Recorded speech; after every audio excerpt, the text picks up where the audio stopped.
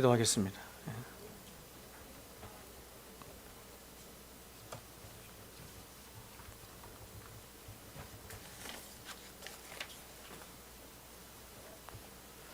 거룩하신 하나님,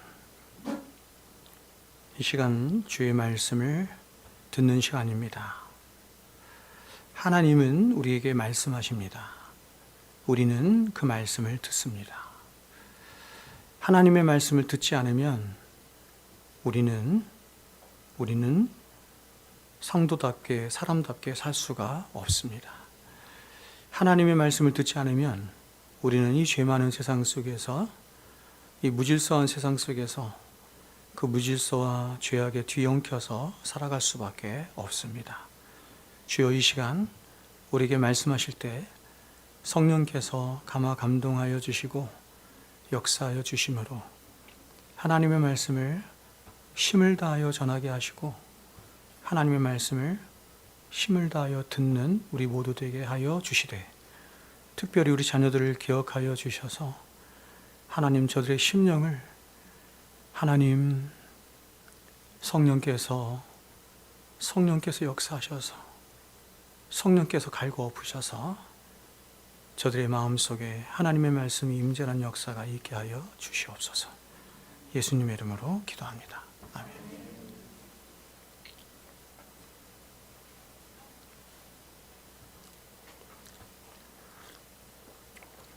자, 10계명 강의 제가 계속하고 있는데 오늘은 3계명입니다. 제가 10계명 강의 1계명, 2계명은 여러 번에 걸쳐서 설교를 했지만 오늘 3계명은 제가 좀 압축해서 한 번에 하려고 합니다. 한 번에. 일부 예배 때는 항상 그렇지만 다 못했어요. 그래서 1부 때도 또 제가 약속을 했는데 2부 예배 때는 다 하겠노라고 약속을 했는데 최선을 다해서 한번 해보도록 하겠습니다. 예배의 바른 자세라는 제목으로 하나님 말씀 증거합니다. 여러분, 하나님이 우리 인간을 지으시고 우리를 구원하신 목적은 바로 우리를 통해서 예배를 받으시기 위함입니다. 성도된 저와 여러분의 삶의 최고의 이 정체성이 뭐냐, 삶의 핵심이 뭐냐, 이렇게 말할 때 예배입니다. 예배. 이렇게 우리가 공예배로 하나님을 예배할 수도 있고 또 삶으로 예배할 수도 있는데, 예배를 잃어버리면 다 잃어버리는 거예요. 예배를 드리지 않는 삶은 그건 삶이라고 할 수 없어요. 그건 사람이라고도 할 수 없습니다. 하나님이 사람이 누군가라고 하는 것을 정하여 주시고 말씀하실 때 사람이란 하나님을 예배하는 자입니다. 사람은 하나님을 예배하도록 피조되었고 또 하나님께서 타락한 인간을 구원하신 이유도 하나님을 다시 예배하는 것을 회복하도록 하시기 위함에 있습니다. 그래서 하나님과 우리 사이에 가장 근본적인 관계를 뭐라고 얘기하냐면 예배적 관계, 이렇게 말하는 거야. 예배적 관계다, 이렇게 말하는 것입니다. 창조주이신 하나님은 예배를 받으시죠. 창조주이신 하나님 예배를 받으시고 피조물 된 저와 여러분은 예배를 하나님께 드립니다. 제가 그 10계명 서론에서도 여러분에게 말씀드린 것처럼 이게 오늘날 거꾸로 돼서 오늘날은 사람이 하나님을 예배하고, 그렇죠? 죄송합니다. 하나님이 사람을 예배하는 아주 이상한 시대, 부패한 시대가 되었습니다. 그래서 하나님은 넓게는 율법에 기록된 의식법이라고 하는 제사법을 통해서 우리가 하나님을 어떻게 예배하는 것인지를 말씀하여 주신 것이고, 이러한 제사법을 다시 이렇게 압축해서 축약해서 4가지로 말씀해 주셨는데 그것이 바로 10계명, 1계명부터 4계명까지예요. 그래서 우리가 지난 시간까지 배운 것처럼 1계명은 뭐냐면 우리가 예배를 드려야 하는 대상이 누구냐라고 하는 것을 말한 것이고, 2계명은 그러면 우리가 하나님 앞에 예배를 드리는데 예배를 어떻게 드려야 되나 하는 예배의 방식에 대해서 우리에게 주신 계명이 2계명이에요. 즉 우리는 가장 먼저 삼위 하나님 외에, 하나님이신 분, 성삼위, 성부, 성자, 성령 하나님 외에 다른 이상의 어떤 대상을 향해서 예배하거나 절하지 않아요. 이 모든 것들을 우상숭배라고 해요. 이것이 바로 1계명에 요구하는 것입니다. 이어서 하나님은 우리가 하나님을 예배하되 하나님의 그 신분과 하나님의 지위와 하나님의 영예와 그리고 하나님의 영광에 합당한 예배를 드려라 이렇게 말합니다. 그럼 어떤 예배를 드리겠어요? 최고의 예배를 드려야죠. 하나님의 신분과 이름과 영광에 합당한 예배는 최고의 예배. 이것이 바로 이 계명입니다. 그러면 우리가 그렇게 하나님의 영광에 합당한 최고의 예배를 드리기 위해서 절대로 해서는 안 되는 예배 행위가 뭐냐? 그것을 이 계명을 통해서 하나님께서 말씀하시는데 그것은 뭐냐면 어떤 형상도 만들어서 예배하면 안 된다. 이렇게 말하는 것입니다. 이유가 뭐죠? 하나님은 영이신 하나님이시기 때문이에요. 영이신 하나님이시기 때문에 그렇습니다. 영이신 하나님이시라고 하는 말은 보이지 아니하시는 하나님 이런 뜻인데 이것은 훨씬 더 포괄적인 의미를 갖고 있는데 영이신 하나님은 이 보이지 아니하시는 하나님은 다시 말해서 모든 것을 초월하여 계신 창조주 하나님이시다 이런 것입니다. 그러므로 그 하나님을 형상화하여 섬기는 순간 하나님을 피조물의 자리로 끌어내리는 결과를 갖도록 하기 때문에 하나님은 어떠한 형상도 만들어서 예배하면 안 된다 이렇게 말하는 것입니다. 그러므로 하나님을 어떤 형상으로도 형상하는 것은 결국 우상숭배의 죄를 범하는 것이자 하나님을 가장 욕되게 하는 행위가 되는 것입니다. 여러분, 영이신 하나님을 어떻게 예배하는 것이 그분의 신분과 이름과 영광에 합당한 예배를 드리게 되는 것일까요? 이것에 대해서 예수님께서 직접 말씀하셨는데 이렇게 말씀하셨습니다. 하나님은 영이시니 하나님은 영이시기 때문에 세상의 모든 것을 초월하여 계신 그 영이신 하나님이시기 때문에 거룩하신 하나님이시기 때문에 너희는 영과 진리로 하나님을 예배해야 된다. 이렇게 말한 것입니다. 이렇게 예배를 정의해 주셨는데 예배란 영과 진리로만 드리는 예배가 예배예요. 어떤 면에서 그의 모든 것은 예배가 아니라고 할 수 있습니다. 그러면 여러분 이제 우리가 이렇게 오직 하나님만을 예배하게 됐어요. 또 하나님이 가르쳐 주신 대로만 예배를 하게 돼. 다시 말하면 1계명과 2계명을 잘 지키게 되었어요. 그러면 이제 우리가 드리는 예배는 하나님 앞에 합당한 예배일 수 있는가? 이렇게 질문할 때 아니다 이렇게 말하는 것입니다. 그래서 하나님은 이제 다시 우리가 하나님 앞에 합당한 예배, 하나님이 기뻐하시는 예배를 드릴 수 있도록 세 번째 계명을 우리에게 말씀하시는 것입니다. 즉 3계명은 뭐냐면 이번에 3계명은 예배에 대한 신자의 바른 자세 이렇게 말할 수 있습니다. 그러니까 우리가 아무리 하나님을 예배한다고 하고 하나님이 말씀하신 방법대로 예배를 드린다 할지라도 그 예배를 드리는 우리의 자세, 예배를 드리는 우리의 마음, 예배를 드리는 우리의 중심이 잘못되었거나 왜곡되어 있으면 바르지 못하면 하나님은 그런 예배를 받으시지 않는다 이렇게 말하는 것입니다. 그래서 우리가 선지서들을 보면 이스라엘 백성들이 하나님이 드리라고 하는 예배 장소에서 그리고 하나님이 드리라 하는 예물을 가지고 하나님이 명령하신 그 명령대로 예배를 드렸음에도 불구하고 하나님이 그들이 드리는 예배를 받지 않으신 이유가 바로 이 세 번째 이유에 있는 것입니다. 중심을 다하여 드리지 않은 것이죠. 외식적으로 형식적으로 드린 것이죠.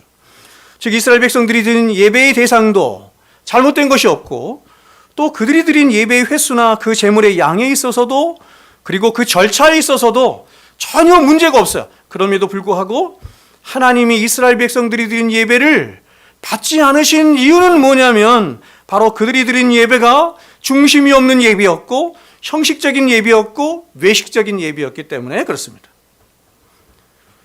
그래서 여러분 이러한 이들의 중심 없는 예배와 신앙을 간파하신 그죠? 하나님이 이런 이스라엘 향해서 이사야 29장에서 이렇게 말씀하셨어요. 주께서 이르시되 이 백성이 입술로는 나를 가까이하며 입술로는 나를 공경하나 그들의 마음은 내게서 멀리 떠나나니. 하나님은 두 가지를 지금 비교해서 말씀하시죠. 참된 예배와 거짓된 예배를 두 가지를 비교해서 말하는데 하나는 뭐냐면 입술이에요. 입술의 고백. 또 하나는 뭐냐면 중심이에요. 입술의 고백만으로 드리는 예배 안 된다 하는 것입니다. 중심이 있는 예배가 참된 예배다 이렇게 말해요. 그래서 이렇게 말합니다. 그들이 나를 경외한다고 하는데 이런 말이에요. 실제로 경외했다는 얘기가 아니라 경외한다고 하는데 사람의 계명으로 가르침을 받았을 뿐이라. 사람의 계명을 따라 외식적으로 형식적으로 들었을 뿐이다. 이렇게 말합니다.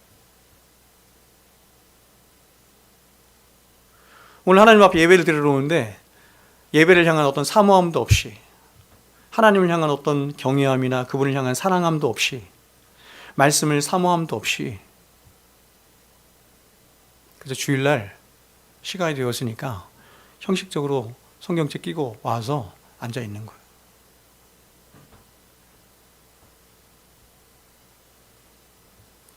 말라기서를 보면 이스라엘 백성들이 하나님 앞에 절기를 드리는데 그 절기의 횟수에 문제가 없어요. 그들이 드린 제물에도 문제가 없어요. 양도 문제가 없어요. 하나님이 뭐라고 말씀하시냐면 저 예배당을 좀 닫아라 이렇게 말해요. 너희들이 춤추며 소고치며 찬양하는 그거 나 안 듣는다. 너희들이 아무리 재물을 갖고 와봐라. 나 그거 안 받는다. 사람들이 하나님 앞에 나와서 예물을 드리는데 그 예물을 어떤 걸 드리냐면 이런 걸 드려요. 가장 좋은 것들은 세상의 권력자들에게 가서 드려요. 세상의 권력자들 앞에 가서 다 좋은 거 갖다 드리고 남은 것 중에서 썩은 것, 저는 것, 병든 것 이런 거 가지고 와서 하나님 앞에 드리는. 그러니 하나님이 말씀하시는 거야. 야, 그런 걸 내가 받겠느냐. 제가 지난 시간에도 여러분에게 말씀을 드렸지만 저와 여러분이 지금 드리고 있는 이 예배가 하나님이 받으실 만한 그런 합당한 예배인지, 첫 번째, 우리는 하나님을 향해서 예배를 하고 있는지, 두 번째, 우리는 하나님의 가르치신 방법대로 예배를 드리고 있는지, 세 번째, 우리가 지금 하나님 앞에 예배를 드리고 있는 우리의 마음 자세는 어떠한지, 그분의 이름의 영광에 합당한 예배를 드리고 있는지, 하나님 그분을 예배를 통해서 그렇게 대접해 드리고 있는지 생각해 보아야 하는 것입니다. 그래서 이러한 이들의 이 중심 없는 예배를, 그렇죠? 그래서 여러분 오늘 이 3계명이 뭐냐면 바로 우리가 하나님을 예배하되 과연 우리가 어떤 마음과 어떤 중심과 어떤 태도로 하나님을 예배하는지를 말씀하신 것이 오늘 3계명이에요. 여러분 이 세상의 모든 존재들은 그 나름대로 이름이 다 있습니다. 이름이 없는 존재는 없죠. 이름이 다 있고 그 이름에 영예가 있어요. 이름의 영광이 있어요. 모든 피조물은 사람만 이름이 있는 것이 아니라 모든 피조물은 이름들이 다 있고 그 이름에 하나님이 이렇게 말하죠. 아까 우리 그 찬양할 때도 이름을 붙이셨도다. 이름을 붙이셨다라고 하는 것은 뭐냐면 하나님이 영광을 나누어 주셨다 이런 뜻이죠. 영예가 있는 거예요. 하지만 이 세상에서 그 어떤 것과도 비교할 수 없을 만큼 가장 존귀하고 가장 높으며 가장 위대하고 가장 영광스러운, 그래서 절대로 누구도 손상을 가하거나 훼손되거나 왜곡되어서는 안 되는 이 세상에 가장 유일하고도 절대적인 이름이 하나 있어요. 어떤 인본주의자들은 그것을 어머니라고 얘기해. 아니에요, 여러분. 하나님이에요. 여호와 하나님. 그러므로 하나님 백성된 저와 여러분은 이 거룩하시고 귀하신 하나님의 이름이 가장 귀히 여겨지고 가장 높여지며 가장 영광을 받으시도록 우리가 예배를 드리는 이 예배를 가장 영화롭게 해야 할 뿐만 아니라 최선을 다해서 예배를 드려야 되는 거예요. 찬양을 할 때 힘을 다해서 찬양해야 되는 거예요. 몇 번 강조하지만 제가 이렇게 봐요. 찬양을 어떻게 하나 성도들이 중얼중얼 이렇게 하면 안 된다는 거예요. 마음을 다해서 힘을 다해서 하나님을 높여 찬양하는 것입니다. 말씀을 들을 때도 중심을 다하여 말씀을 듣는 거예요. 힘을 다해요. 마찬가지로 우리에게 주어진 삶이 예배죠. 삶 자체가 예배죠. 이 삶을 어떻게 해야 돼요? 하나님의 선하시고 기뻐하시고 온전하신 뜻을 따라 힘있게 그분의 영광을 위해서 살아가야 돼요. 성경은 그러한 신자의 삶을 그러한 신자의 예배의 삶을 뭐라고 했냐면 선하다 이렇게 말해. 선하다 터브. 왜냐하면 성경이 말하는 선은 하나님이 지정해 주신 자리를 피조물이 지키는 거예요. 그거를 선이거든요.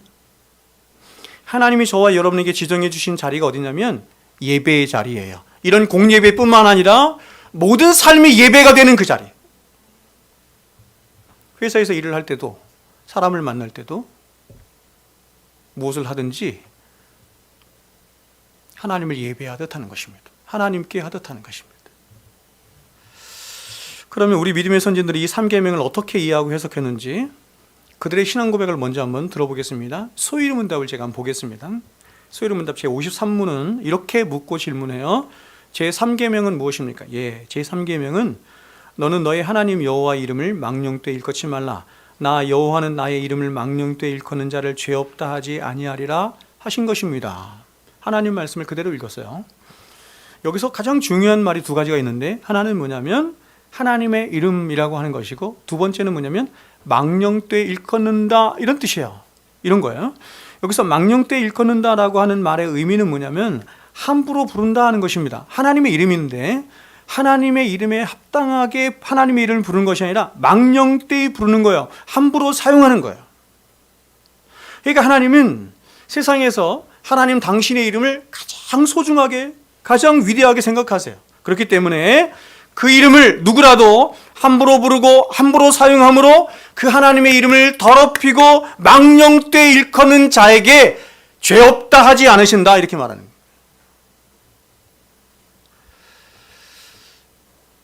제가 이 3계명을 말씀을 준비하면서 금요일 날은 이제 몸이 너무 아파가지고 계속 누워 있었고 3계명 말씀을 준비하면서 어떤 생각이 들었냐면 오늘날 교회 안에 있는 그 수많은 그리스도인이라고 하는 사람들 중에서 이 3계명을 잘 지키는 자가 얼마나 있을까? 저부터도 그런 생각을 했습니다. 자, 54문은 이렇게 묻고 대답합니다. 그러면 3계명에서 명하는 것은 무엇입니까? 잘 들으십시오. 3계명이 명하는 것은 하나님의 이름과 칭호와 속성과 규례와 말씀과 행사를 거룩하고 존경하는 마음으로 사용하라는 것입니다. 그러니까 여러분 이 의미를 잘 알아야 돼요. 이것은 하나님이 세상에서 가장 중요하게 생각하시는 것이 뭐냐면 하나님 당신의 이름의 영광이에요. 그런데 하나님은 그런 당신의 이름의 영광을 보세요.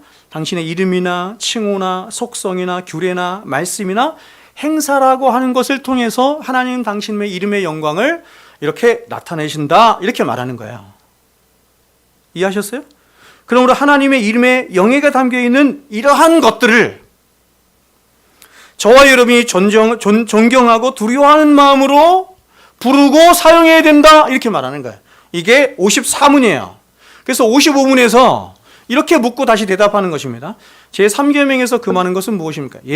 제3계명이 금하는 것은 하나님이 자기를 나타내신 것은 무엇이든지 모독하거나 악용하지 말라는 것입니다. 그럼 하나님이 나타내신 게 뭐냐면 다시 말하면 하나님이 당신을 날리신 수단인 칭호, 속성, 말씀, 행사를 함부로 부르거나 함부로 남용해서는 안 된다 이런 뜻입니다.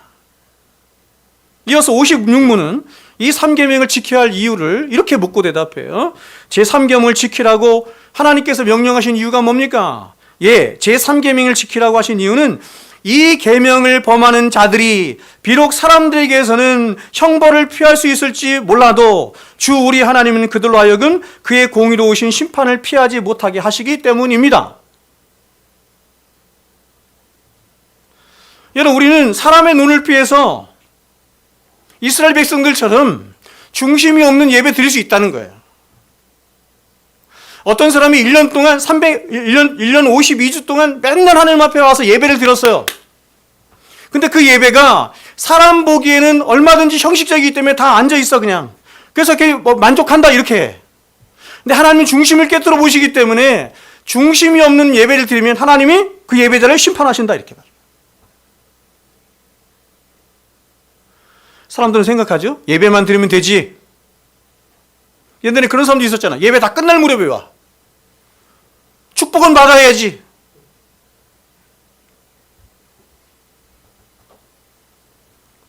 제가 여러 번 여러분에게 말씀드렸지만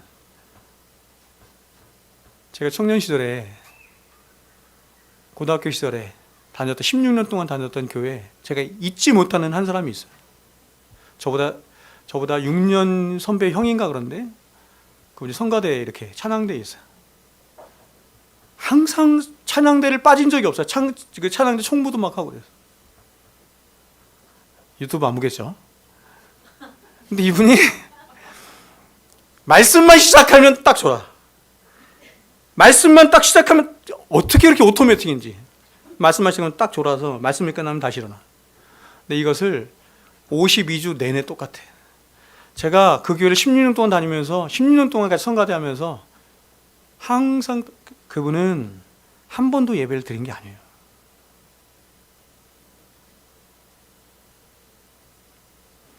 여기 우리 청년들, 우리 자녀들 있죠? 목사님 봐봐. 얘들아, 어차피 예배 드리는 거, 그쵸? 목사님 말씀을 좀 귀를 쫑긋하고 들으면 좋을 것 같아요. 어차피 예배 드리는. 여러분들은 어차피 예배 드리는 거 하면 안 되고, 힘을 다하여 예배합니다. 힘을 다하여 드려야 돼요. 자, 그런데 여러분, 이 3계명을 잘 보시면, 자, 발견하시는지 모르겠는데, 이 3계명과 똑같은 방식으로 하나님이 우리에게 명하여 가르쳐 주신 곳이 성경에 있어요. 어딜까요? 3계명과 똑같이. 그죠? 글의 모양은 다른데 사실 내용의 핵심은 똑같아요. 그것이 바로 주기도문입니다. 우리가 주기도문을 할 때 가장 먼저 우리는 하나님을 부르죠. 하늘에 계신 우리 하나님이여 이렇게 불러요. 제가 주기도문 강의할 때도 말씀드린 것처럼 우리는 하나님을 어떻게 부르냐면 이렇게 불러요. 하늘에 계신 우리 아버지요. 하늘에 계신 우리 아버지. 여러분, 이것이 아주 균형이 있고 우리가 인식해야 할 하나님에 대한 인식이에요. 하늘에 계신 우리 아버지. 이것은 우리를 창조하신 창조주 하나님에 대한 인식과 우리를 구원하신 구속에 대한 하나님을 아주 균형 있게 우리에게 가르쳐 주신 하나님에 대한 부름이에요. 이렇게 하나님을 부르고 나서 이제 우리가 하나님을 향해서 기도해요. 간구해. 6가지 혹은 7가지를 간구해요. 근데 그 첫 번째 간구가 뭐예요? 이름이 거룩히 여김을 받으시오며예요. 여러분, 새벽 예배를 통해든지 여러분이 골방에 나가서 하나님 앞에 기도할 때 가장 먼저 하나님 앞에 기도를 그렇게 합니까? 이름이 거룩히 여김을 받으시옵소서 이렇게 기도해요? 그렇게 기도하는 사람 거의 없을 것 같아요. 근데 예수님은 우리에게 그렇게 가르쳐 주셨어요. 너희는 기도할 때, 골방에 들어서 기도할 때 가장 먼저 기도의 내용이, 핵심적인 기도의 내용이 뭐냐면 그분의 이름의 영광이 높여지길 위해서 기도해야 된다 이렇게 말씀하셨어요.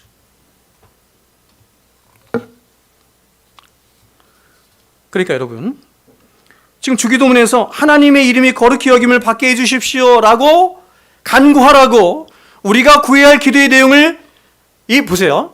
적극적인 면에서 가르쳐 주신 것이고 10계명에서는 이것을 반대적인 측면에서 혹은 부정적인 측면에서 주기도문의 이 같은 내용을 다르게 표현한 것인데 어떻게 했냐면 하나님의 이름을 망령되이 여겨서는 안 된다 이렇게 말합니다.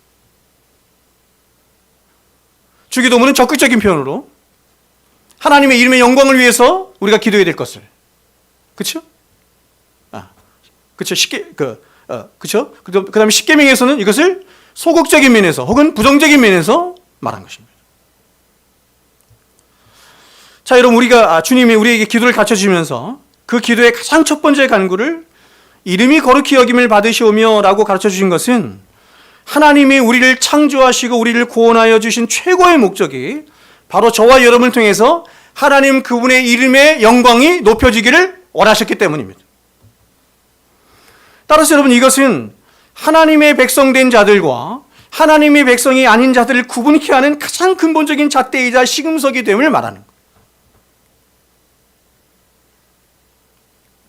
성경이 말하는 예배는 그냥 나와 앉아있는 것을 예배라고 하지 않아요. 하나님의 이름에 합당하게 드리는 예배만 예배예요. 하나님의 백성과 하나님의 백성이 아닌 자를 나누는 최고의 시금석이 뭐냐면 하나님의 백성은 예배하는 자예요. 이렇게 나와서 공예배를 통해서 예배하든지 삶으로 예배를 하든지 하나님을 경외함으로 하나님을 예배해. 다시 말하면 자신의 삶에서 하나님을 최고로 인정해 드린다, 이런 뜻이에요. 예배예요. 하나님을 최고로 인정해 드린다, 이런 뜻이에요. 세상 사람들은 하나님을 예배하지 않아. 세상 사람들은 하나님보다 더 가치롭고 더 영광스러운 것이 나에게 있다라고 믿어. 그래서 그것을 섬겨, 그걸 우상이라고 해.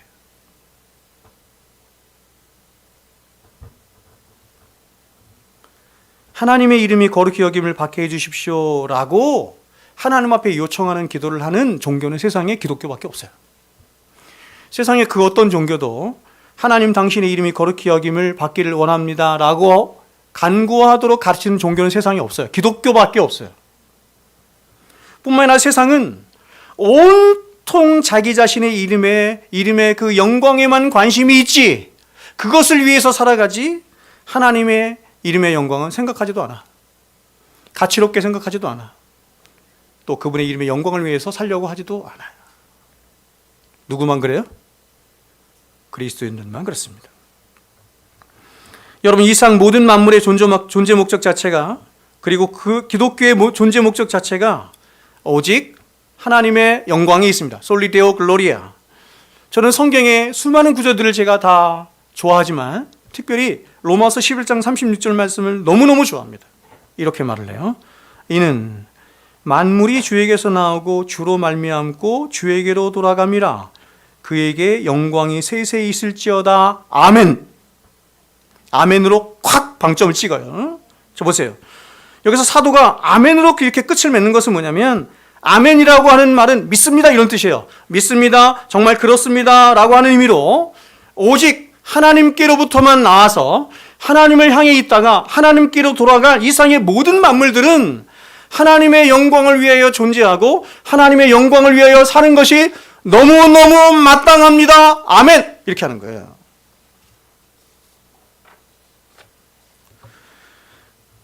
아멘들을 안 하시는데, 저는 로마서 11장 32절 말씀을 읽을 때마다 이 속에서 이 감동이 흘러나오면서 정말 그렇습니다. 아멘.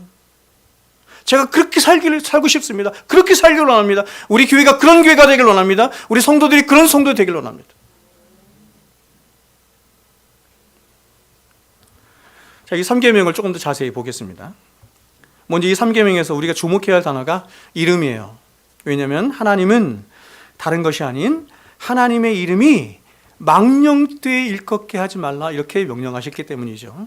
여러분, 성경에서 이름은 굉장히 중요한 의미를 갖습니다.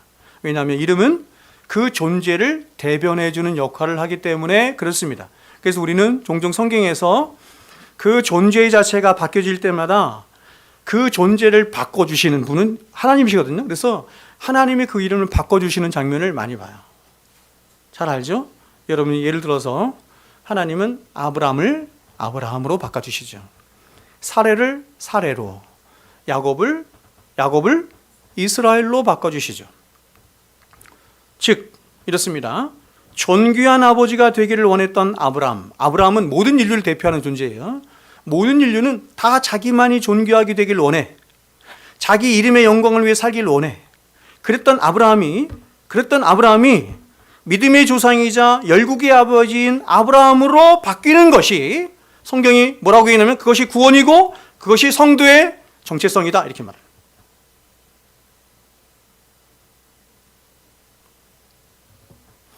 왜 하나님이 저와 여러분을 갈대아 우르에서, 바벨론에서, 세상에서 우리를 불러내서 하나님 백성 되게 하시고 구원하셨느냐? 뭐예요, 여러분? 믿음의 조상으로, 열국의 아버지로, 하나님을 영화롭게 하는 자로 살도록 하시기 위함이에요. 아브라함처럼 살도록 하시기 위함이에요. 또 속이는 자라는 의미를 가진 야곱, 그는 태어나면서부터 속이는 자예요. 평생 동안 속고 속이는 삶을 살아요. 그거이 우리 인생이죠. 이런 야곱이 이제 야복강가에서 회심을 합니다. 하나님이 그의 환도뼈를 내리시죠. 환도뼈를 내리쳤다는 건 뭐냐면 그의 존재의 중심을 내리쳤다, 이런 뜻이에요. 존재의 중심을 내리쳐서 그를 회심시켜 다른 존재로 만드세요.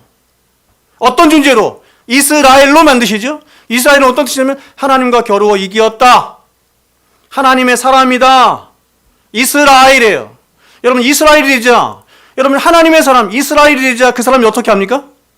하나님이 지팡이를 하나 이렇게 내어주죠. 지팡이를 의지해서 사는 자가 돼요. 환도뼈가 쳐서 중심이 무너져서 더 이상 자신의 힘으로 자신의 능력으로 살지 못하고 지팡이를 의지해. 지팡이가 뭐예요? 예수 그리스도의 십자가. 십자가를 의지해서 사는 자가 되는 거예요. 그것이 바로 그리스도인이다. 그러므로 여러분, 하나님의 이름이라고 하는 말 속에는 하나님의 모든 존재와 성품과 영광의 총체라는 의미가 담겨 있어요. 즉 하나님의 이름이라고 하는 이 말 속에는 하나님의 전지전능하심, 거룩하심, 사랑하심, 공의로우심, 순결하심, 위대하심, 이런 하나님의 모든 영광의 속성들이 다 담겨 있는 것을 한마디로 뭐냐면 하나님의 이름, 이렇게 말하는 거예요. 따라서 하나님의 이름을 다른 말로 하면 하나님 자신 혹은 하나님의 영광이라고 하는 말로 대시할 수 있는 것이며, 그래서 주기도문에서 하나님의 이름이 거룩히 여김을 받으시오며 라고 하는 말을 하나님 자신이 거룩히 여김을 받으시오며 이렇게 바꿀 수 있는 거예요. 이 말을 다른 말로 하면 하나님이 하나님의 그 영광에, 하나님의 그 존재의 영광에 합당한 대접을 받기를 원합니다, 이런 뜻이에요. 하나님이 창조하신 이 모든 세상은 타락하여 하나님을 대접하지 않아요.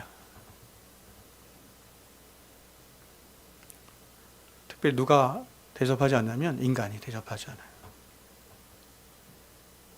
하나님을 하나님으로 인정하지도 않고 대접하지도 않아요. 제가 여러분에게 LGBTQ 플러스 운동에 대해 여러 번 제가 설교를 했지만, 이 땅에 있는 모든 사상적 흐름은, 모든 사상적 사조는 세상에서 하나님을 내쫓는 겁니다. 하나님을 내쫓는 거예요. 아담이 에덴에서 하나님을 내쫓고 자신이 그 에덴의 주인이 되려고 했던 것처럼 이 세상의 모든 사상적인, 모든 시대적인 사조의 흐름은 다 하나님을 세상에서 내쫓는 거예요. 그런 세상, 그런 바벨로부터 하나님께서 구별하신 거예요. 우리를 구별하신 거예요. 그걸 거룩이라고 그래요. 구별하신 거예요. 이유가 뭐예요? 하나님을 하나님으로 대접하며 인정하며 그 하나님을 예배하며 하나님의 영광 위에 살도록 하나님이 그렇게 세상으로부터 저와 여러분을 구별하셨다. 그걸 교회라고 그래요. 그런데 여기서 이름이라고 하는 것은 또 자신의 존재를 밖으로 알리고 나타내는 또한 기능을 갖고 있습니다. 그래서 우리가 누군가를 만나서 자신이 누구인지를 상대방에게 알리고자 할 때는 자신의 이름이 담겨있는 뭐예요? 명함을 주면서 나는 누구누구 아무개입니다, 이렇게 말을 하는 것입니다. 마찬가지로 자 보세요. 하나님이 우리에게 당신의 이름을 알려주신다라고 하는 것은 바로 이런 뜻이에요. 하나님 왜 우리에게 이름을 알려주시겠어요? 이름에 포함된 하나님의 영광을 알려주신다, 이런 뜻이거든요. 당신의 이름을 알려주신다는 것은 바로 하나님 당신이 누구이시며 어떤 분이신지를 당신의 백성된 저와 여러분에게 알려주심으로 하나님 당신과 당신의 백성들 간에 바른 관계를 맺으시고 또 그 바른 관계 안에서 하나님을 존경하는 자로, 하나님을 사랑하는 자로, 하나님을 바로 예배하는 자로 삼으시기 위함인 거예요. 제가 지금 기독교 강요를 수요일날 하고 있는데 칼빈이 하나님이 당신을 계시하시는 방법, 계시예요. 계시론이죠. 하나님을 당신을 나타내시고 보여주시고 계시하시는 방식이 크게 두 가지가 있다, 이렇게 얘기했어요. 두 가지가 있다, 이렇게 말했어요.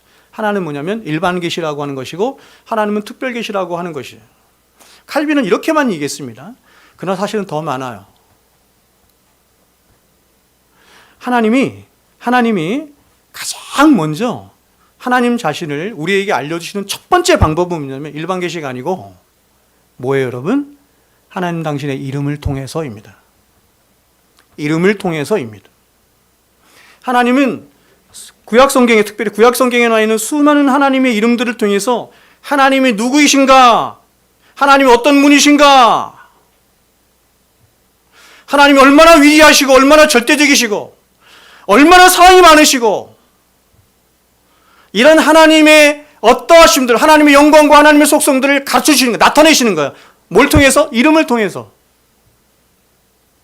그래서 그 이름을 통해서 알게 된 저와 여러분이 하나님을 예배하도록, 하나님을 경외하도록, 하나님을 사랑하도록, 그렇게 하나님이 당신을 알리시는 첫 번째 방법이 뭐냐면 일반 계시가 아니라 하나님 그분의 이름이에요.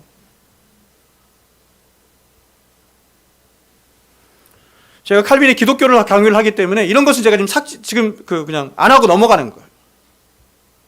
오늘날은 이 조직신학이 훨씬 발달하면서 이런 부분까지 지금 말을 하는 거예요. 왜 하나님이 그렇게 이름을 말씀하셨을까? 계시하시는 거예요, 당신을. 그래서 우리가 구약성경을 보면 하나님이 당신을 우리에게 알려주시는 방법이 이름이 여러 가지가 있어요. 굉장히 많이 있는데 가장 대표적인 두 이름이 있어요. 뭘까요, 여러분? 히브리어로 얘기해봐요. 히브리어로 얘기해봐요. 다 아는 건데 모른 척하죠. 하나님을 자신을 알려주시는 최고의 두 가지 이름이 뭐냐면 하나는 엘로힘이고 두 번째는 여호와입니다. 엘로힘, 여호와. 먼저 엘로힘은 엘르아흐의 복수 형태예요. 엘르아흐의 복수야. 우리는 하나님 그러면 엘로힘 이렇게 알고 있지만 엘로힘이라고 하는 말은 하나님 이런 뜻이 아니야. 원래는. 왜냐하면 하나님은 복수거든요. 복수 형태거든요. 단수는 뭐냐면 엘르아흐야. 그래서 우리가 하나님 하면 원래는 엘라흐 이렇게 불러야 되는데 성경은 그렇게 말하지 않고 엘로힘 이렇게 말하면 장엄복수라고 그래. 하나님이 너무나 크시고 너무나 광대하시고 위대하신 분이시기 때문에 하나님을 단수로 표기하지 못하고 히브리 사람들이 하나님을 광대하게 표현하는데 어떻게 표현하면 복수로 표현하는 거예요. 엘로힘 이렇게 표현하는 거예요. 이 엘로힘은 전능하신 하나님이라고 하는 의미를 가지고 있습니다. 그래서 태초에 하나님이 천지를 창조하시니라. 베레시트 바라 엘로힘. 태초에 하나님이 창조하시니라. 여기서 이 하나님이 바로 천지를 창조하신 전능하신 하나님이라고 하는 그 하나님을 사용했어요. 그게 바로 엘로힘이에요. 그래서 베레시트 바라 엘로힘 이렇게 말하는 거예요. 그래서 창조와 연관해서 하나님이 자기를 계시하실 때는 창조와 연관해서 혹은 심판과 연관해서 하나님이 자신을 계시하실 때는 뭘로 나타내시느냐? 그 이름을 엘로힘 이렇게 나타내는 거예요. 이해됐죠? 두 번째. 자, 이제 자세한 것들을 제가 말하겠습니다. 구약 성경에 또 하나님을 나타내는 이름이 있어요. 엘이 있어요. 엘. 이 이름 자체가 힘과 능력과 권세를 지니신 하나님이라고 하는 의미예요. 그래서 이스라엘 백성들은 자신들이 하나님 백성으로서의 정체성을 지니고 있다고 해서 이 엘을 넣어서 자신의 이름을 지었어요. 그렇죠? 우리가 성경에 보면 히브리 사람들의 이름이 뭐가 항상 들어가냐면 엘이 들어가거나 또 하나가 뭐가 들어가? 엘이 들어가거나 야가 들어가. 왜냐하면 여호와거든. 여호와를 넣어서 혹은 엘로힘을 넣어서 자신의 이름을 만드는 거예요. 가장 대표적인 거 몇 가지만 말씀드리겠습니다. 이스라엘. 엘이 들어갔죠? 무슨 뜻이냐면 하나님과 겨루어 이겼다 이런 뜻이야. 이름인데 이스마엘 또 들어갔네. 하나님이 들으신다. 엘리야. 자 보세요. 엘리야는 굉장히 독특한 게 하나님의 이름이 두 개가 들어갔어. 엘야. 여호와는 하나님이시다 이런 뜻이에요. 여호와는 하나님이시다. 엘리야야. 다니엘. 그렇죠? 다니엘. 하나님은 심판자이신 하나님. 이렇게. 많은 사람들이 잘못 알고 있는 것 중에 하나가 다니엘의 세 친구 사드락과 메삭과 아벳느고. 그렇죠? 이게 히브리식 이름인 줄 알아요? 사람들이 보통 다니엘은 그냥 히브리식 이름으로 다니엘 이렇게 불러. 근데 사드락과 메삭과 아벳느고는 그렇게 안 불러. 그렇죠? 이게 이방신의 이름이거든요. 라쿠의 신이에요. 메삭.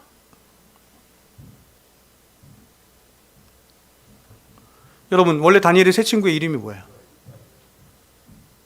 다니엘의 세 친구의 이름이 뭐예요? 일부 때도 세 개가 다 생각이 안 났는데 세 개가 뭐죠? 하사엘, 다니엘, 하사엘, 또 뭐죠? 하나냐. 요번에는 야가 들어가죠? 요건 엘이 들어가고.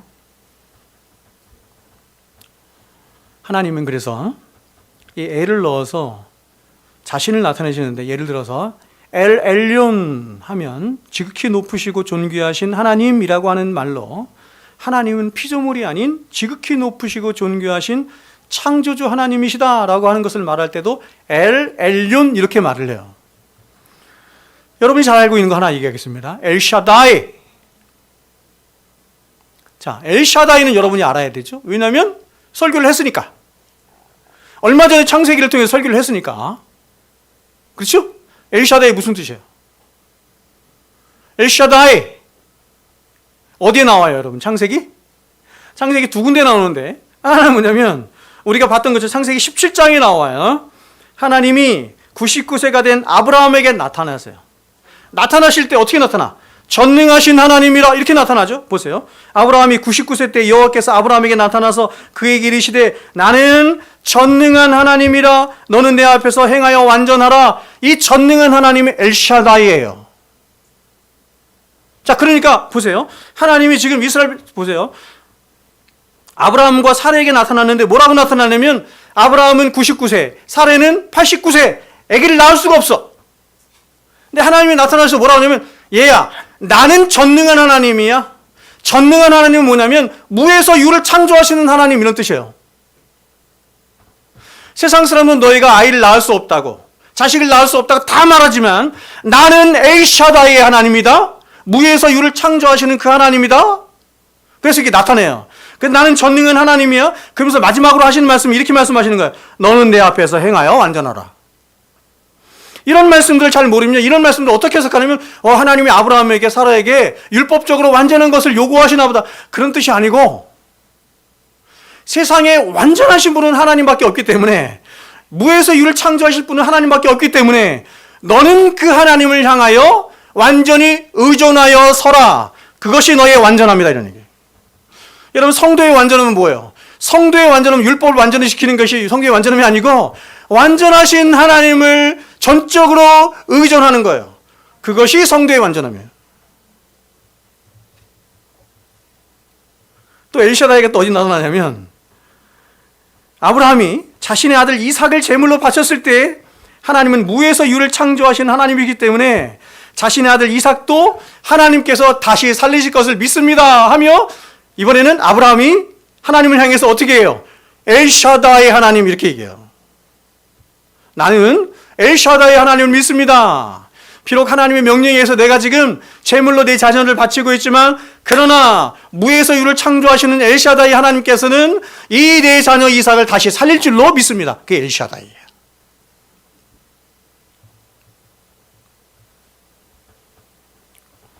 엘올람 이런 것도 있어요. 넘어가겠습니다. 여러 가지가 있어요. 이번에 여호와를 보겠습니다. 시간상 여호와를 보겠습니다. 하나님은 이런 당신의 이름 말고 성경이 이렇게 말했어요. 하나님이 영원토록 있을 당신의 이름. 아주 특별한 이름이죠. 비중으로 말하면 엘로힘 하나님이 더 중요해요? 여호와 하나님이 더 중요해요? 여호와 하나님이 더 중요한 거예요.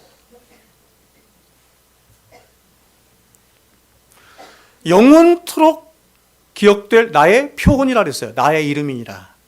다른 이름은 그렇게 말씀하시는 분이 없는데 영원토록 기억될 나의 표가 뭐예요? 여호와예요. 이 여호와라고 하는 이름은 엘로힘과 함께, 엘로힘이 신약으로 오면은 그게 데오스야. 데오스도 들어봤죠? 이 엘로힘과 함께 구약에서 가장 많이 등장하는 이름 중에 하나로 구약 성경에만 5321번이 등장해.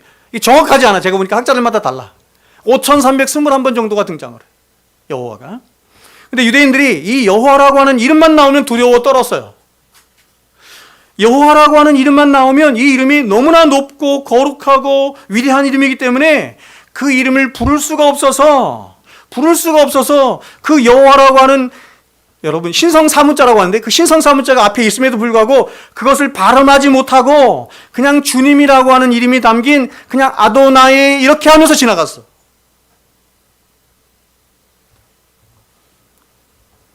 유대인들은 이 여호와라고 하는 이름을 신성사문자 이렇게 불렀어요. 신성사문자라고 해서 무엇이라 발음하는 것 자체를 하지 않았어. 발음을 안 했어. 여러분 히브리어는 모든 문자는 모음과 자음과 모음으로 되어 있잖아요. 그렇죠? 그래요, 안 그래요?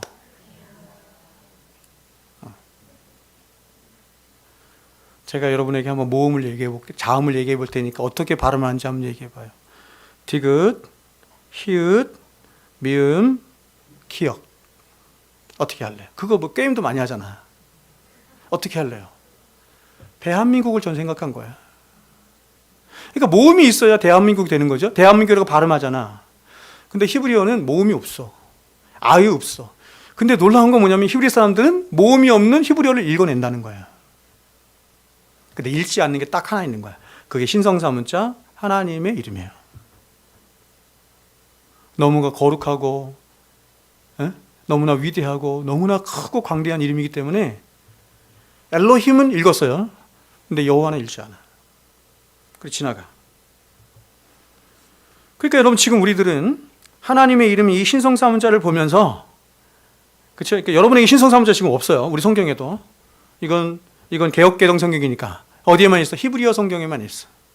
그럼 이 히브리어 성경을 보면서 신성사문자를 보면서 우리는 어떻게 발음하냐면 여호와 이렇게 발음하지만 사실은 이 신성사문자가 여호와로 발음되는지 야훼로 발음되는지 혹은 체호바로 발음되는지 아무도 몰라. 왜냐하면 구약 성경이 기록된 이후로 이거를 뭐라고 발음해 본 히브리 사람들이 없거든. 그래서 주후 8세기경에 마소라 학파라고 하는 사람이 있었어요. 마소라. 이 사람들이 뭐 하는 사람이면 성경을 이렇게 뭡니까? 필사하는 사람들. 그래서 뭐라고 하지? 서기관. 이 마소라 학파가 굉장히 중요한 사람인데 이 사람들이 구약 성경을 보면서 신성사물자를 볼 때 야, 우리는 여호와라고 불러. 여호와 이렇게 부르게. 그게 지금 이제 전통적으로 내려와서 우리가 그냥 여호와 이렇게 부르는 거예요. 근데 진짜 하나님의 이름을 어떻게 발음하는지는 아무도 몰라. 자, 그런데 여러분 여기서 중요한 게 뭐냐면 이 여호와라고 하는 이름이 가진 의미인데 그 의미는 바로 제가 여러 번 말씀드린 것처럼 스스로 있는 자 이런 뜻이야. 스스로 있는 자. 하나님 모세에게 이렇게 말씀해 들어보세요. 나는 스스로 있는 자니라. 자, 하나님이 모세에게 이르시되 나는 스스로 있는 자니라. 여러분 지금 이 말씀을 하나님이 여호와라고 자기 이름을 말씀하시면서 그 이름을 풀어서 주세요. 그 이름의 의미가 어떤 것인지를 풀어서 주세요. 그러니까 지금 제가 힌트를 드렸으니까 제가 지금 읽을 때 하나님께서 어떻게 풀어주시는지를 한번 보세요. 생각해 보세요. 아시겠죠? 자, 하나님이 모세에게 이르시되 나는 스스로 있는 자니라. 또 이르시되 너는 이스라엘 자손에게 이같이 이르기를 스스로 있는 자가 너에게 보내셨다 하라. 하나님이 또 모세에게 이르시되 너는 이스라엘 자손에게 이같이 이르기를 보세요. 너희 조상의 하나님 여호와, 너희 조상의 하나님 여호와, 곧 아브라함의 하나님, 이삭의 하나님, 야곱의 하나님께서 나를 너에게 보내셨다 하라. 이는 나의 영원한 이름이요 대대로 기억할 나의 칭훈이라. 찾으셨어요?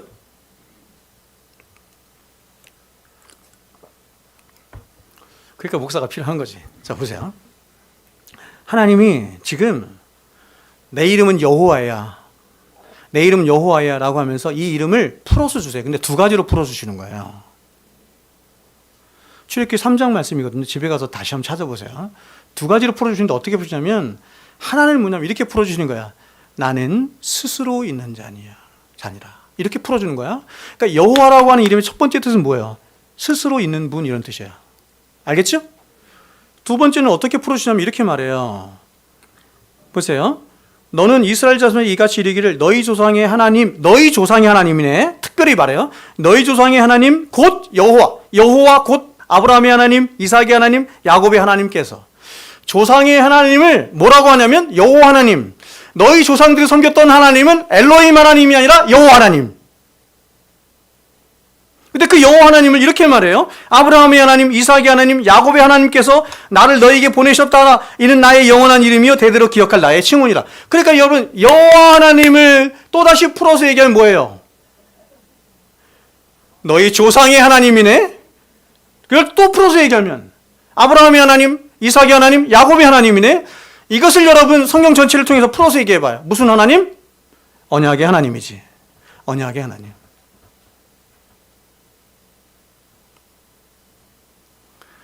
왜 하나님이 이스라엘 백성들에게 엘로힘 하나님으로 나타나지 않고 여호와 하나님으로 나타났냐면 여호와 하나님은 언약의 하나님이에요. 근데 하나님이 누구 언약을 맺었냐면 너희들의 조상과 언약을 맺었어. 아브라함과 이삭과 야곱 내가 언약을 맺었거든. 너희 조상이잖아. 내가 너에게 나타날 때도 그 약속을, 언약을 기억해서 내가 너희에게도 언약의 하나님으로 나타날게. 그게 뭐냐면 여호와야. 됐어요?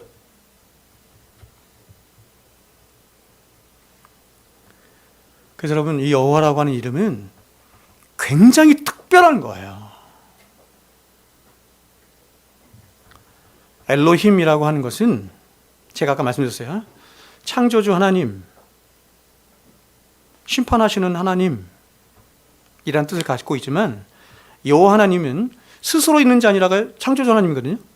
창조주 하나님이라고 하는 의미도 있지만 더불어서 뭐가 있냐면 언약의 하나님이에요.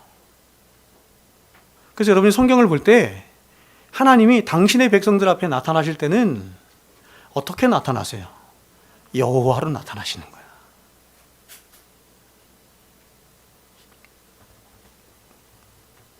그래서 하나님이, 잘 보세요, 이 여호와라고 하는 이름에 무엇인가를 더해서 당신의 백성들에게 당신이 당신의 백성들에게 어떤 하나님으로 계시는지를 말씀하는 거예요. 사람들은 그렇죠? 여호와에 뭐가 붙잖아. 그런 거 많잖아요. 그런 걸 볼 때 저게 무슨 뜻이지 이렇게만 생각했는데, 그게 본질적인 의미는 어떤 뜻이냐면, 나는 너와 언약을 맺은 하나님이야. 너의 남편이야. 너의 또 뭐예요? 아버지야. 나는 너의 하나님이 되고 너희 나의 백성이 되는 언약의 하나님이야. 그렇기 때문에 나는 너에게 이런 하나님으로 있을 거야 라고 해서 여호와에 뭔가를 붙이는 거예요. 첫 번째, 여호와 이레. 그렇죠? 여호와 이레. 그렇죠? 여호와 이레는 뭐냐면 준비해 주시는 하나님, 이런 뜻이란 말이에요. 공급해 주시는 하나님, 즉 하나님이 당신의 백성들을 위해서 재물을 스스로 준비해 주시네. 창세기 22장. 그렇죠? 당신의 백성들을 위해서 재물을 준비하셔. 당신의 백성들을 위해서 하나님이 재물을 준비하신 게 뭐예요? 예수 그리스도잖아요. 그 예수 그리스도를 예표해서 여호와 이레 말씀하시면서 순양 준비해 주시잖아.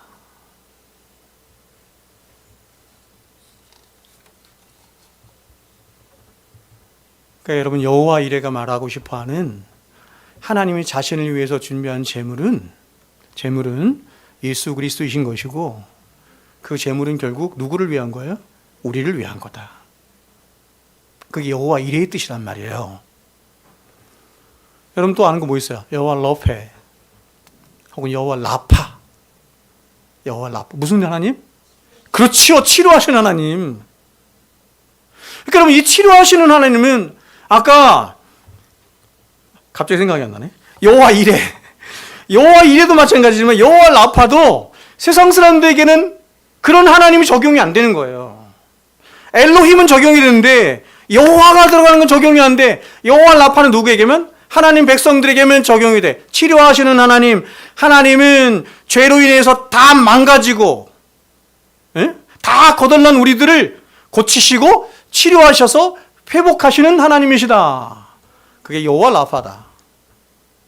또 하나님은 이 세상의 모든 악한 세력들과 싸워 승리하시는 하나님의, 누구를 위해서?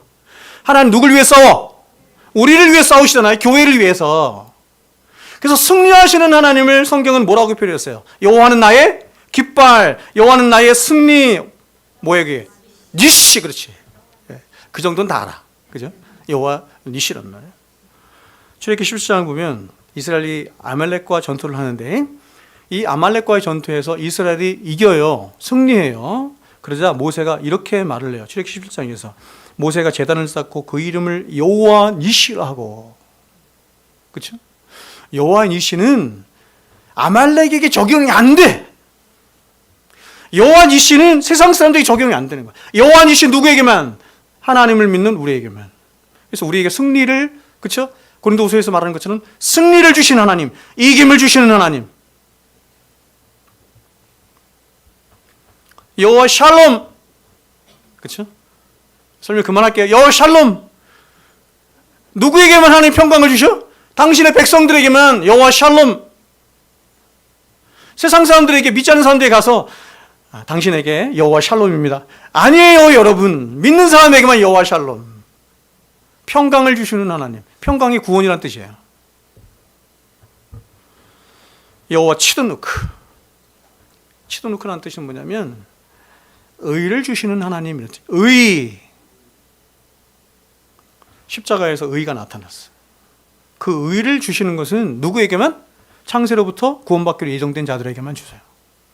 그래서 여러분, 여호와 치드누크는 누구에게만 해당된다? 하나님 백성들에게만 해당된다. 여호와 치드누크. 이렇듯 하나님은 당신의 백성들과 관계를 맺으시고 그 백성들에게 당신이 어떤 하나님으로 계시는지를 알려주시고 나타나세요. 그래서 하나님 백성이 얼마나 존귀한 자인가. 하나님이 나에게 이렇게 오셔서 나를 지키시고 이렇게 나를 보호하시고 이렇게 나를 치료하시고 이렇게 나에게 평강을 주시고, 그래서 그 하나님을 향한 최고의 예배를 드리도록 하나님이 이런 이름으로 나타내신다. 그런데 이런 하나님의 영광이 아까 소유리 문답 54문에서 하나님의 이름뿐만 아니라 다른 것으로도 나타나는데 무엇으로 나타난다고 했냐면 이렇게 말했어요. 칭호와 속성과 규례와 말씀과 행사로도 나타난다. 그러면 여러분, 자, 간단하게 봅니다. 칭호란 무엇입니까? 칭호란 누군가 하는 일의 직분을 말하는 거예요. 직분. 그래서 예를 들어서 저 보세요. 유병수 목사 이렇게 하죠. 여러분이 저를 유병수 목사 이렇게 보죠. 그러면 여기서 유병수는 뭐예요? 저의 고유한 이름. 그럼 목사는 뭐예요? 유병수라고 하는 사람이 감당하는 직분, 이게 목사예요. 됐죠? 자, 예수님에게도 이게 적용이 되죠? 예수 그리스도. 그러면 예수는 뭐예요? 하나님이 지어주신 고유한 그분의 이름. 그럼 그리스도는 뭐예요? 그분이 감당하시는 직분. 예수님 이 세상에 왜 오셨느냐? 그리스도라고 하는 직분을 감당하기 오셨어요. 왜냐하면 성경이 말하는 메시아가 그리스도거든요. 메시아라는 직분, 그리스도라는 직분. 그리스도는 왕, 제사장, 선지자잖아. 영원토록 왕, 선지자, 제사장. 우리와 하나님 사이를 연결해주는 왕, 제사장, 선지자의 직분을 감당하기 위해서 오신 분. 그분이 누구예요? 예수님. 마찬가지로 하나님도 당신의 이름에 칭호를 두어서 당신이 어떤 분이신가 하는 것을 나타내시고 드러내세요. 칭호를 통해서. 예를 들면 성경이 이렇게 말해요. 만왕의 왕이신 여호와 하나님. 만왕의 왕이신 여호와. 만주의 주이신 여호와. 만화의 왕으로 계신 혹은 만왕의 왕의 직분을 감당하시는 만주의 주로 계신 혹은 만주의 주의 직분을 감당하시는 여호와 하나님. 여기는 엘로힘이 붙으면 안 되는 거예요. 여호와가 붙어야 되는 거예요. 왜냐하면 만왕의 왕은 누구의 왕이기 때문에 우리의 왕이야. 만주의 주는 누구를 위한 주예요? 우리를 위한 주이기 때문에. 참, 저는 이게 설교 중이면서 엄청 감동했는데, 왜냐하면 이미 교리적으로 좀 알고 있지만 예수 그리스도의 혹은 하나님의 이런 모든 직분들이 다 저와 여러분을 위해서 있다는 거 아니에요. 그래서 그 모든 직분에 뭐가 붙는다? 뭐가 붙는다? 여호와가 붙는다. 두 번째로 하나님이 당신을 우리에게 나타내시는 성품이 뭐냐면 당신을 나타내시는 속성이 뭐냐면 그분의 인격과 성품이에요. 이름으로 나타내고 칭호로 나타내고 성품으로 나타내죠. 하나님은 무한히 은혜로우시고 자비로우시고 공의로우시고 사랑이 많으신 하나님이시므로 하나님은 이러한 당신의 성품을 당신의 백성들에게 나타내 보여주세요. 우리가 출애굽기 34장을 보면 모세가 하나님을 향해서 이렇게 말해요. 하나님, 당신의 영광을 보고 싶습니다. 제가 얘기했어요. 로이스 목사님이 얘기했던 것처럼 인간이 가질 수 있는 최고의 영예가 뭐냐면 하나님을 보는 거예요. 하나님의 영광을 보는 거예요. 그래서 팔복이 8가지 복 중에서 최고의 복이 6번째 복인데 6번째 복이 뭐예요? 마음이 청결한 자는 복이 있나니 저가 하나님을 볼 것이며. 이걸 지고지순의 복이라고 했어. 그래서 모세도 이런 열망을 따라서 하나님, 난 당신을 보고 싶어요. 당신의 영광을 보고 싶어요 라고 하자 하나님이 구름 가운데 강림하시면서 그의 앞을 지나가시면서 이렇게 말씀하세요. 여러분, 저는 고등학교 때 처음 이 말씀 보면서 뒤에 있는 말씀을 이제 아직 못 보고 앞에 있는 말씀만 보면서, 야, 하나님이 어떤 모습으로 나타날까 굉장히 기대를 했는데 모습은 전혀 없고 이렇게 말을 해요. 여호와께서 그의 앞으로 지나시며 선포하시되 여호와라 여호와라, 또 여호가 나오네, 그렇죠? 여호와라 여호와라, 자비롭고 은혜롭고 노하기를 더디하시고 인자와 진실이 많은 하나님. 여러분, 착각하면 안 되는 게, 자비로우시고 은혜로우시고 노하기를 더디하시고 인자와 진실이 많은 하나님은, 그 여호와 하나님은 저와 여러분만의 하나님이지 세상 사람들의 하나님은 아니에요. 하나님의 성품을 나타내시는 거예요. 그래서 이런 하나님의 성품을 보므로 이렇게 하나님이 좋으시고 하나님이 위대하시고 하나님이 아름답다는 말을 좋아하는데 선하시고 착하시고 너무 귀하신 하나님. 그래서 이런 하나님의 성품을 알게 되면, 하나님의 영광을 보게 되면 하나님을 위해서 살게 되겠죠. 그런 하나님의 영광을 받는데도 하나님을 위해서 살지 않는다, 하나님을 기뻐하지 않는다, 하나님을 사랑하지 않는다, 하나님을 높이지 않는다, 뭡니까 도대체? 그게 뭐냐고. 근데 이런 일이 너무나 많이 일어나는 것은 뭐냐면, 이런 일이 일어나잖아. 제가 오늘도 여러분에게 이렇게 하나님을 많이 가르쳤는데도 내일부터 여러분 그렇게 안 살걸요? 이유가 뭐냐면 그만큼 죄가 무서운 거예요. 그러면 여러분 잘 보세요. 이런 하나님의 존재적 성품과 영광이, 자, 아까 말했죠. 하나님의 이러한 존재적 성품과 영광이 이름으로, 칭호로, 성품으로 여러 가지 형태로 이렇게, 그렇죠? 굉장히 나타나요. 근데 보세요. 역사에 이런 하나님의 모든 존재적인 성품과 영광이 일괄적으로 한 번에 극명하게 찬란하게 나타날 때가 있어. 그게 언제예요? 그렇죠. 그게 먼저는 뭐냐면 하나님이 죄인을 구원하시는 모든 구속의 역사 속에 하나님의 이러한 모든 성품과 영광이 찬란하게 드러나는 것이고, 또 이 구속의 사건이 이루어진 십자가 위에서 그야말로 하이라이트야, 가장 빛나게 나타나는 거예요. 그래서 우리는 십자가를 보면서 하나님은 저렇게 공의로우신 분이구나, 하나님은 저렇게 선하신 분이구나, 하나님은 저렇게 사랑이 많으신 분이구나, 하나님은 저렇게 위대하신 분이구나 하는 이 모든 하나님의 존재적 속성과 영광을 십자가에서 보는 거예요. 그리고 우리를 구원하신 구속의 모든 사건 속에서 보는 거예요.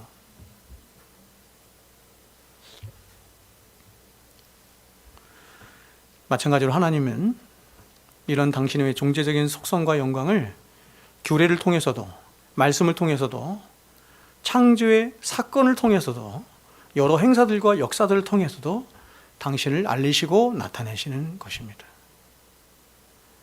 그런데 오늘날 하나님이 이러한 당신의 성품과 영광을 나타내시는 최고의 방법이 뭐예요? 자, 요건 일부 때도 하지 않았어. 갑자기 지금 생각이 났어요. 여러분, 최고의 방법이 뭐예요? 하나님이 당신의 존재적인 영광을 나타내시는 최고의 방법이 뭐예요? 그게 뭐라고? 누가 얘기했는데? 그렇지. 그게 예배인 거예요.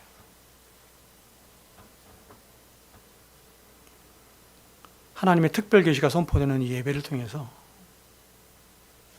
제가 지금 하나님의 성품에 대해서 얘기 많이 했죠. 성품에 대해서, 그렇죠? 존재적 영광에 대해서 많이 말했죠. 여러분, 이런 것들을 자연에 가면 볼 수 있어요? 여러분은 이성 안에서 알 수 있어요? 역사 속에서 못 봐요. 어디에서만? 말씀을 통해서만. 그래서 말씀이 선포된 예배의 자리가 하나님의 영광을 보는 최고의 자리인 것입니다. 그런데 오늘날에는, 자, 이 얘기만 하고 오늘도 마치겠습니다. 보세요. 오늘날에는 하나님을 대하는 이러한 질서가 많이 왜곡되고 무너졌어요. 그래서 오늘날 사람들은 하나님을 하나님으로 대접하지 않아. 하나님을 인정하지 않아. 하나님의 이름을 함부로 불러. 하나님의 이름을 함부로 사용해. 그리고 쉽게 그분의 성품을 인용해서 말하고, 또 하나님 주신 규례와 예외 행사들을 왜곡된 태도로 그렇게 대해요. 우리가 드리는 예배는 합당한 것 같아요.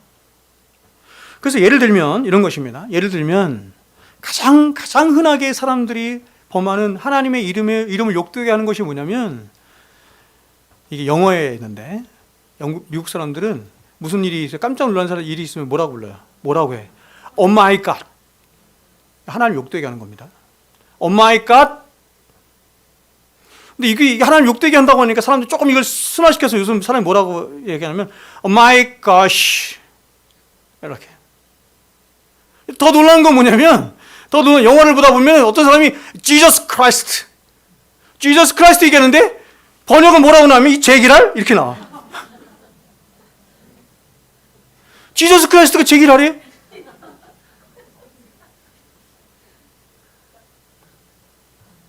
이게 하나님을 욕되게 하는 거죠. 그렇죠? 그리고 사람들은 예수님께서 말씀하신 것처럼 거짓 맹세를 해. 거짓 맹세. 누구의 이름으로? 예수의 이름으로, 하나님의 이름으로 거짓 맹세. 그래서 맹세하지 말라는 거예요. 혹은 하나님의 이름으로 자신의 욕심을 채우기 위한 도구로 사용해. 하나님의 이름을 내가 예수의 이름으로 명하노니, 하나님의 이름 명하노니, 그렇죠? 부자가 될지어다. 병아 물러갈지어다. 하나님의 이름을 욕되게 하는 것. 역사적으로 보면 하나님의 이름으로 십자군 전쟁을 벌였습니다. 하나님의 이름으로 십자군 전쟁을 벌여서 수많은 사람들을 죽였어요. 하나님의 이름으로 노예무역을 하고 하나님의 이름으로 노예 정책을 폈습니다. 그렇죠? 자, 유럽에 있는 나라들이 노예무역을 했는데, 노예를 팔고 있는데, 그 성경에, 구약 성경에 보면 노예 나오잖아. 합당한 것처럼 여기면서 하나님의 이름으로 했어요. 우리가 잘 알고 있는 그 노예무역상 유명한 사람 알죠? 어메이징 그레이스, 나 같은 죄인 살리신, 누구예요 여러분? 존 뉴튼. 노예무역상이었어요. 마찬가지로 보세요. 오늘날 어떤 사람들이 하나님의 이름을 함부로 들먹이며 어떤 정치적인 성향을 드러내는 것도, 그래서 마치 하나님이 그런 정치 성향을 지시하시는 것처럼 하나님의 이름을 함부로 목사들이나 성도들이 들먹이는 것 역시도 하나님의 이름을 욕되게 하는 거예요. 제가 이렇게 정리할게요. 좌파에서 하나님의 이름을 가지고 들먹이든 우파에서 하나님의 이름을 가지고 들먹이든 하나님의 이름을 다 욕되게 하는 것입니다. 제가 분명히 말씀드리는데 TV에서 나오는 그 사람들이 좌파든 우파든 그 사람들이 말하는 것은 성경이 지지하지 않아요. 함부로 얘기해요. 하나님이 그렇게 하신다고. 여러분, 교회사 수천 년의 역사에 교회가 가장 타락하고 심판을 받았던 때를 보면 바로 하나님의 백성이라고 하는 자들이 하나님을 두려워하지 않고 하나님을 만으로 여기며 하나님의 이름을 망령되이 여길 때였습니다. 말씀을 맺겠습니다. 1부 때도 여기까지 딱 했는데 저 보세요. 여러분은 하나님을 어떻게 부르고 있습니까? 여러분은 하나님을 어떻게 알고 있습니까? 그래서 어떻게 부르고 있습니까? 주님이 가르쳐 주신 대로 하늘에 계신 우리 아버지라고 부르고 있습니까? 그 완전하신 하나님을 부르고 있습니까? 그래서 그 완전하신 하나님을 향해서 그 완전하신 하나님의 합당한 예배를 드리고 있습니까? 기독교 역사를 보면 하나님에 대한 인식이 이렇게 진자운동을 하듯이 일리 갔다가 하나님을 너무 두려운 분으로 묘사했다가 하나님을 너무 친구처럼 왔다가 하나님을 사랑의 하나님으로 얘기했다가 하나님을 공의의 하나님으로 얘기했다가 우리가 지난 시간에 살펴봤어요. 하나님은 사랑의 하나님이기도 하고 공의의 하나님이기도 하죠. 저는 오늘날 모든 역사에 항상 이 균형이 깨졌는데 특별히 오늘날 이 균형이 어디로 깨졌냐면 사랑의 하나님으로 너무 많이 치우쳤다 이렇게 생각이 들어요. 사랑의 하나님으로 많이 치우쳤다. 더 이상 사람들이 하나님을 두려워하지 않아. 우리가 성경에서 보는 것처럼 믿음의 사람들은 하나님 앞에 섰을 때 죽은 자 같이 되었습니다. 거룩하신 하나님 앞에 섰을 때 화로다 나여 망하게 되었도다 이렇게 고백했습니다. 그렇죠? 계시록에서 보는 것처럼 요한은 하나님의 임재 앞에 내가 죽은 자 같이 되었다 이렇게 말을 했어요. 여러분, 이 사람들 뿐이겠습니까? 다 그렇죠. 모세도 바울도 다, 베드로도 다 마찬가지. 여러분, 하나님에 대한 그런 경외감이 있어요? 더 나아가서 이런 경외감뿐만 아니라 하나님을 향한 우리의 아버지 되신 하나님에 대한 그런 친밀함과 그분을 사랑함과 이런 게 있어요. 이런 균형을 갖춘 삶을 경건한 삶이라고 하는 것입니다. 경건한 삶. 우리가 하나님을 이렇게 인식하고 그렇게 하나님을 예배할 줄로 믿습니다. 거룩하신 여호와 하나님 아버지, 인생의 최고의 복은 하나님의 영광을 보는 것인 줄로 믿습니다. 세상의 다른 어떤 것과 하나님의 영광을 보는 것을 비교할 수 있겠습니까?